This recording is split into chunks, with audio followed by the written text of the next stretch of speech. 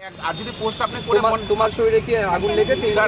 Sir আগুন লেগেছে না, আমার শরীরে আগুন লেগেছে। আপনি আমাদের মধ্যে যে একটা ঝগড়ার সৃষ্টি করাচ্ছেন নিজেদের মধ্যে, জাতে এক জাতের বিরুদ্ধে আরেক জাতের মানুষদেরকে তাহলে কেন ডিলিট করেছেন স্যার? আপনার যদি ঠিক থাকতেন, আপনি যদি ঠিক থাকতেন পোস্টটা কেন ডিলিট করেছেন স্যার? ঠিক আছে, পোস্টটা ডিলিট করেছি। আপনি বলছেন তো আপনি ঠিক, আপনি বলছেন তো আপনি ঠিক করেছেন, আমরাও বলছি ঠিক আছে। আপনি যুব কংগ্রেস, দেখুন কংগ্রেসের পুরো ইতিহাস আছে, কংগ্রেস দল হিন্দুর বিরোধী। না স্যার, আপনি বলতে পারেন না, আপনি এই কথা বলতে পারবেন না। না স্যার, আমরা আমাদের রাজনীতিতে না হিন্দু আছে, আমাদের রাজনীতিতে না হিন্দু আছে, না মুসলমান আছে, না খ্রিস্টান আছে। আপনার রাজ্যে কত পরিমাণ রোহিঙ্গা বাংলাদেশি ঢুকছে খবর আছে? এটা তো আপনাদেরই মদতে ঢুকছে, আমাদের মতো। হ্যাঁ স্যার, আপনাদের মদতে ঢুকছে। আপনারা বর্ডার সিকিউরিটি দিন ঠিক মতন, আপনারা যে ঢুকছে ঠিক মতন করুন।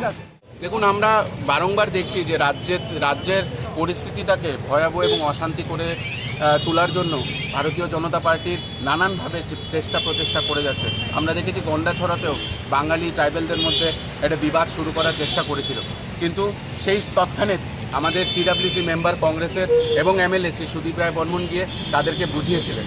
আমরা আবার দেখলাম যে রানীর বাজারে মা কালীর মূর্তি ভাঙানো হয়েছে, কোনো প্রুফ ছাড়া, কোনো এভিডেন্স ছাড়া কিছু সংখ্যালঘু মানুষের ঘর আগুন লাগিয়ে দেওয়া হয়েছে, যেটা নিন্দনীয়। ত্রিপুরা প্রদেশ কংগ্রেস এবং এনএসওয়াই তার ধিক্কার জানায়।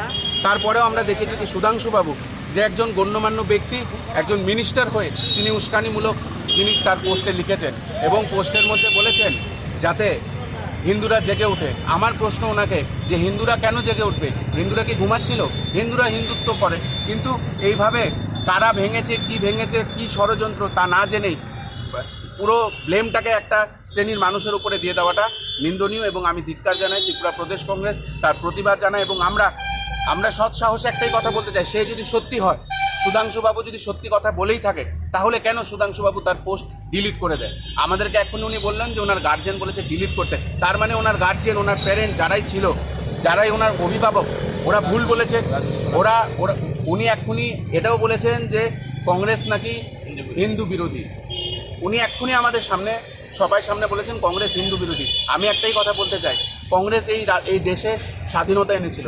যখন স্বাধীনতা এনেছিল তখন ভারতীয় জনতা পার্টি বাড়িতে বসে বসে ব্রিটিশদেরকে মাফিনামা লিখত এবং তাদের যে সংগঠন আরএসএস, সেই আরএসএস 1991 পর্যন্ত জাতীয় ফ্ল্যাগ পর্যন্ত উঠায়নি এবং তারা আজকে হিন্দুত্বের কথা বলে, তারা আজকে রাজ্যের স্বাধীনতার কথা বলে।